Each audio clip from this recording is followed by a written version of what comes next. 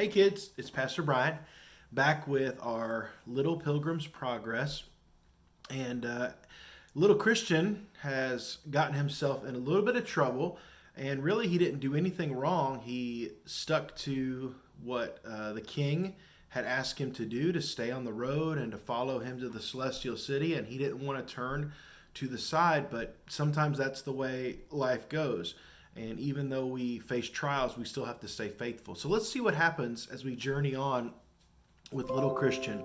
We're going to be in chapter 28. It says, Faithful ends his pilgrimage.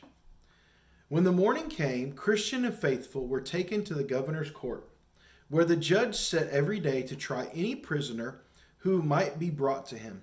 He was an old man with a hard and cruel face.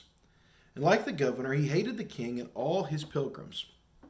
Christian and Faithful were brought before him with their hands chained, and he saw where they had come from and what they had been doing. Then a boy named Envy, who had been one of the first to run after a little pilgrim and tease him, rose up and began to answer the judge's questions.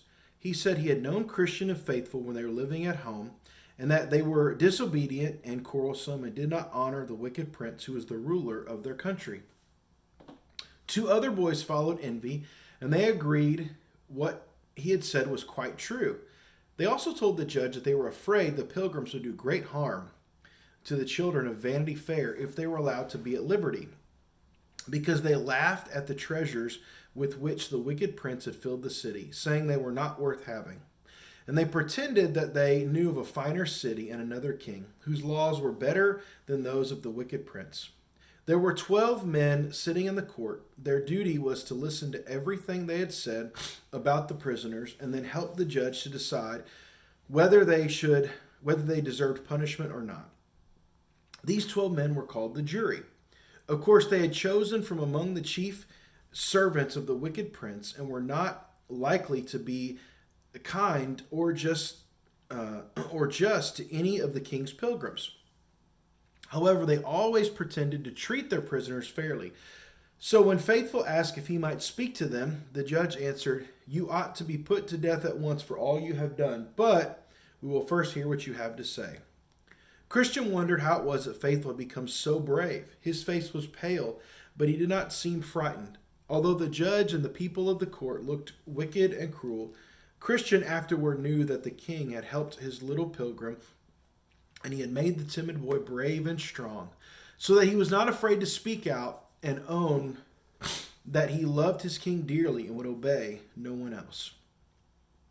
When Faithful had spoken, the judge turned to the jury and said, "You have heard what Envy and his companions have told us about the boys, and Faithful does not deny it. He will not serve our prince. By the laws of our city, he ought to be put to death." When the 12 men answered, "We can see that both these pilgrims are wicked boys, but Faithful is the worst, because he is not ashamed to speak against our prince. We think that he must be killed, but Christian can be taken back to prison." Poor little Christian's mind had been so troubled by all that happened, he scarcely understood what the jury was saying. And when the soldiers of the wicked prince came in and led Faithful out of the court, he wondered where he was going. In a few minutes, he too was taken to the marketplace, and there he saw his companion in the midst of those cruel men who were beating him and wounding them with their sharp weapons. "Oh, Faithful, Faithful," he cried, but Faithful did not answer. I'm looking up at the sky, and his face was shining with a bright light, like the face of Christian's mother had shone when he saw her in his dreams. Then Christian looked up also, and in the air, just above the place where Faithful was standing, he could see a band of angels with their wings outspread, and he knew that they were waiting to carry the soul of the little pilgrim to its home in Celestial City. Chapter 29. Little Christian leaves Vanity Fair.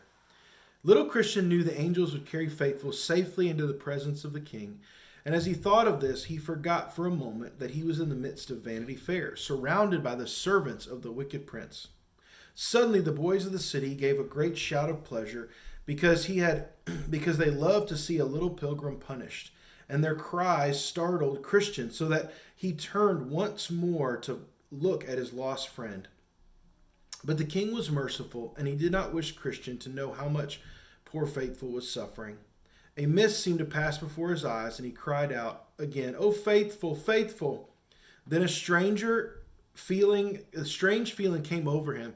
He fancied that his mother had pushed her way through the crowd and lifted him up in his arms and carried him to an open space where there were no soldiers, no noisy, mocking children.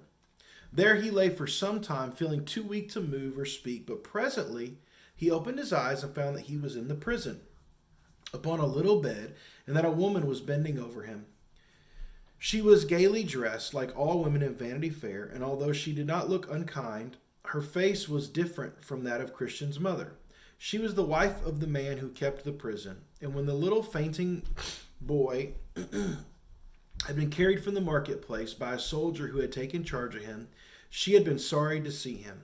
So she brought him some water and bathed his face and hands and face gently, and stayed with him until he revived.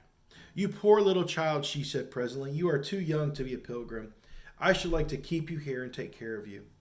"You are very kind to me," he said, "but I could not stay. I am going to the king." "Ah," replied the woman, "I was going to the king once, but the way is hard, and I have been happy here in the city." "I would be happier with the king," said Christian. "Faithful is gone. I saw the angels waiting for him, and if they ever let me out of the prison, I shall travel as fast as I can to end my journey." The woman stroked the boy's hair softly. "Faithful is dead," she whispered. "I was sorry when they told me, but they are not going to kill you." "I don't think I would have minded," said Christian, "for then I should have gone straight to the celestial city.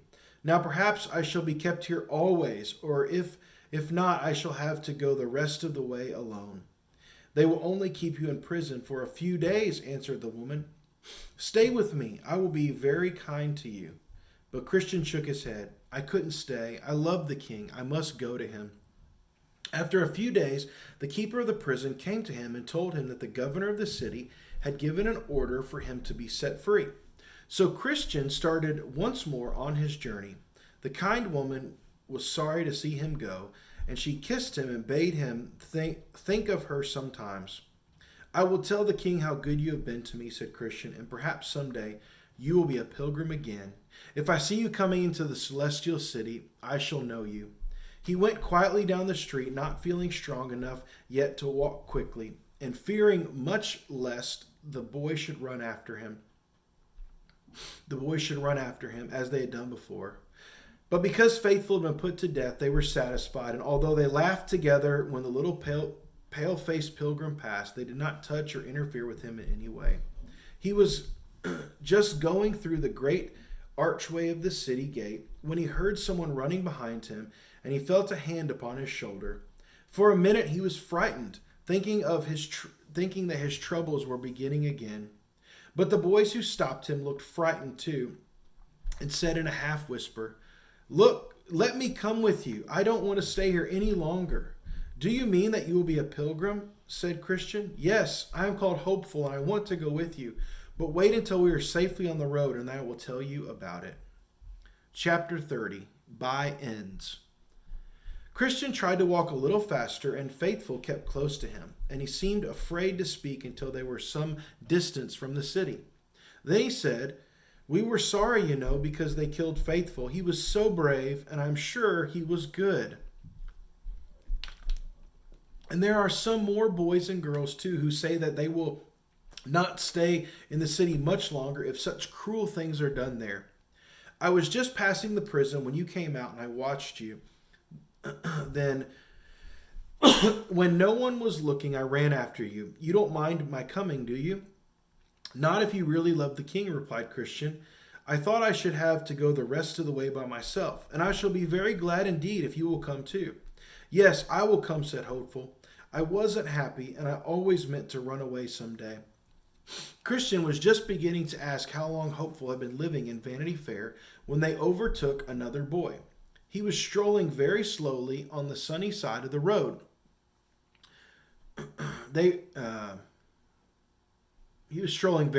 Slowly on the sunny side of the road. He came from a city not far from Vanity Fair. The people who lived in it called themselves the king's servants and pretended to love him very much. But whenever the wicked prince or his servants came to see them, they left off talking about the king and behaved as if the wicked prince were their ruler. The wicked prince liked these people, and when he heard that any of them had become pilgrims, he never tried to hinder them on their journey, because he knew they would be sure to turn back again as soon as they met with the least difficulty or danger. The boy, whose name was By Ends, joined Christian and Hopeful and walked with them for a short time. He told them all of his relations and friends, very rich people he knew, and he seemed proud of his high position and inclined to despise Christian and Hopeful. "Isn't it a beautiful day?" said Hopeful presently, for the sun was shining brightly and the breeze was soft and pleasant. "Yes," said By Ends, it is just nice for traveling, but pilgrims from our city never start in the winter. We always choose clear summer weather for our journeys. It is foolish to tire yourself with struggling against wind and rain." There are storms even in the summer," said Christian. "You needn't travel in them. If it begin to rain, I shall creep under a thick bush until I am fine again." Christian could not help smiling, but he answered, "I am sure good pilgrims never do that. We ought not to mind about the weather." "Well, of course, you can do as you like. We need not quarrel about it. If there is a storm, you can walk if you choose, but I shall certainly wait until it is over." Now Christian had read in his book that it is unwise for pilgrims to have friends who are not the king's true servants. And he said, "I am afraid you think in that way we shall not be good companions for you. We must go straight on, whether it is fine or stormy."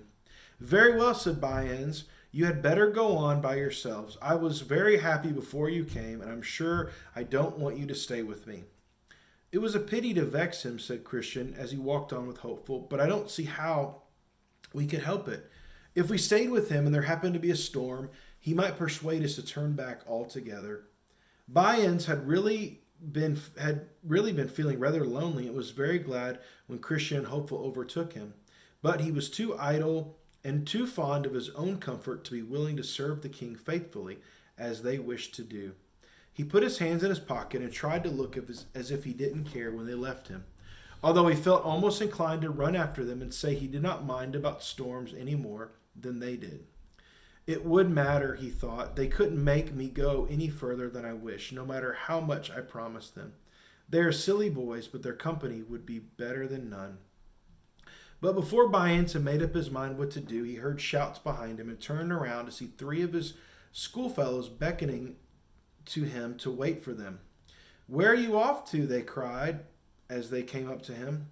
"There wasn't anything in particular to do at home," said By Ends, "so I thought I would see how I like being a pilgrim." "We'll go with you." "Who are those two boys in front? We saw you talking with them." "Oh, they're pilgrims too," replied By Ends, "but not our sort. They are servants of the king. I told them I should only travel while the weather kept fine, so they said I might stay by myself. I don't see the use of plodding over rough roads in wind and rain. You may as well stop until the storm is over." "Of course," said one of the boys, "but the king's servants are always like that. And if you don't exactly agree to everything they say, they won't have anything to do with you. However, what does it matter? Let them alone, and we shall have a nice little party all to ourselves." Well, we see little Christian got out of Vanity Fair, a sad occurrence for Hopeful, but we know he is with the king in the celestial city, and that's a great thing. We have hope no matter what happens, no matter what trials we face. We can always trust in the Lord. He is always going to watch over and protect us. So we're going to see what happens to Christian as we go along and see how his journey progresses and see if him and his new friend, Hopeful, can make it to the celestial city. See you next time.